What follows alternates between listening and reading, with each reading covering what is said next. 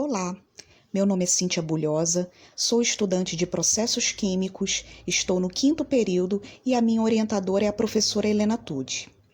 O meu projeto trata-se do estudo por espectrofotometria de absorção atômica de fosfatos de cálcio substituído com metais e tem por objetivo estudar o comportamento da hidroxiapatita quando substituída parcialmente por metais, sendo possível quantificar o metal presente na amostra e analisar a dissolução do mesmo em condições similares ao fluido biológico. Sabemos que a hidroxiapatita natural, ela constitui de 30 a 70% da massa dos nossos ossos e dentes. Já a sintética, a que nós produzimos no CBPF, ela é muito utilizada em próteses ortopédicas e implantes dentários. Ela é sintetizada também a partir de 2 reagentes, o nitrato de cálcio e o diamônio hidrogeno fosfato, com um rigoroso controle de temperatura e pH da síntese, sendo o fosfato de cálcio mais estável e o menos solúvel de todos. Alguns outros metais como zinco, magnésio e estrôncio participam da formação óssea. A molécula da hidroxiapatita, ela permite tanto substituições catiônicas e aniônicas. Neste projeto em específico, nós iremos falar sobre o estrôncio. O estrôncio entrará no lugar do cálcio em uma pequena quantidade, sendo que este mesmo cálcio ele poderá ser substituído por outros metais, como o chumbo, o cádmio, o cobre, o zinco, o cobalto e o ferro. A síntese realizada no laboratório trata-se de um método de precipitação por via úmida, onde primeiramente será adicionado ao reator a solução de fosfato, em seguida, com auxílio de uma bomba peristáltica por gotejamento, será adicionada a solução de nitrato de cálcio, juntamente à solução de nitrato de estrôncio, controlando rigorosamente sempre a temperatura e o pH, e ao final teremos como produto uma hidroxiapatita substituída pelo metal estrôncio na concentração de 5% e 10%. Já a importância bioquímica do estrôncio na formação óssea é que esses íons eles contribuem diminuindo a atividade dos osteoclastos.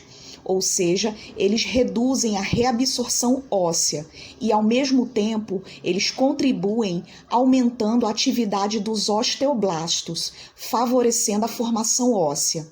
Por esse motivo, acaba sendo muito efetivo para o tratamento da osteoporose pós-menopausa. Atividades desenvolvidas no CBPF. Nós realizamos a síntese de uma hidroxiapatita pura, sem substituição, e de uma hidroxiapatita substituída pelo metal estrôncio, onde obtivemos o pó de 3 materiais, de uma HA pura, de uma estrôncio HA na concentração de 5% e de uma outra estrôncio HA na concentração de 10%, todas sintetizadas na temperatura de 90 graus Celsius, com pH 9. Esses materiais foram caracterizados utilizando técnicas físico-químicas de grande importância para a área de materiais. O método de espectroscopia de infravermelho por transformada de Fourier, o FTIR, e o método de difração de raio-x, DRX. E obtivemos os seguintes resultados. No primeiro gráfico, a análise realizada por difração de raio-x do pó de uma hidroxiapatita não substituída nos fornece picos característicos de uma HA pura, sem a presença de outras fases. Os picos apresentaram-se mais estreitos, o que nos confirma que esta amostra é cristalina.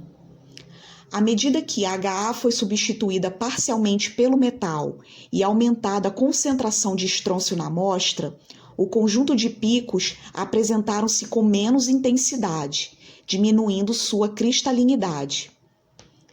Já no segundo gráfico, a análise realizada através da espectroscopia no infravermelho, tanto do pó de uma HA pura quanto da amostra de uma HA substituída, identificou bandas de grupos funcionais correspondentes à composição natural da molécula. Foram identificadas as bandas do grupo hidroxila e do grupo fosfato. Como a amostra foi tratada termicamente, não apareceu a banda que acusa a presença da água, que fica geralmente adsorvida na superfície do material. A técnica de espectrofotometria por absorção atômica é o objeto principal do nosso estudo, pois desta forma será possível quantificar o metal presente na amostra. Neste caso, o elemento quantificado foi o estrôncio, que possui um comprimento de onda de 460,7 nanômetros, ou seja, ele absorve na faixa em destaque da figura 1, que é a região do visível, e em chama de aracetileno. Na figura 2, nós temos a foto do equipamento que nós utilizamos para fazer estas análises. A principal fonte de luz utilizada é a lâmpada de cátodo oco. Esta luz irá emitir o espectro do elemento de interesse incidindo sobre a amostra. Na técnica de absorção atômica, a única função da chama é converter o aerosol da amostra em vapor atômico. É desta forma que os átomos da amostra são produzidos. Átomos que, inicialmente, estavam no estado fundamental, absorvem a energia luminosa de um comprimento de onda específico, alcançando um estado excitado. A quantidade de radiação absorvida está relacionada com a concentração do elemento de interesse na solução.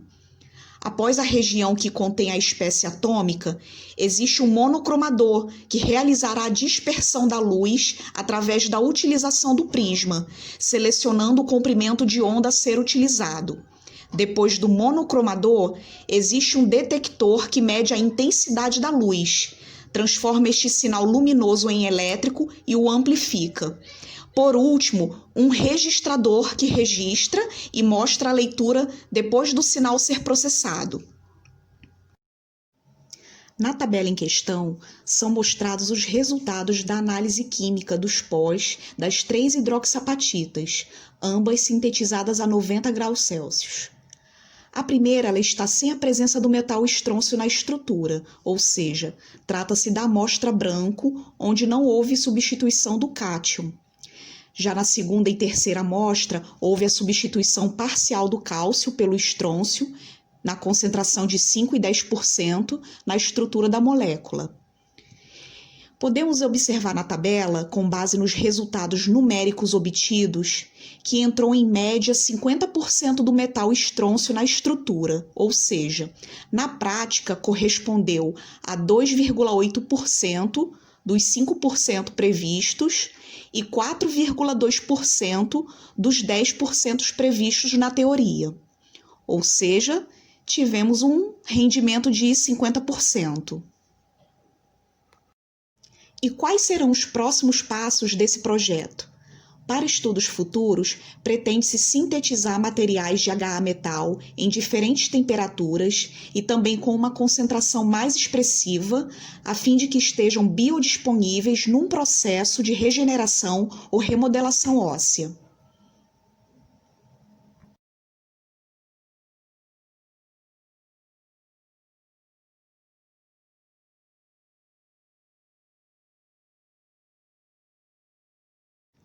Obrigada.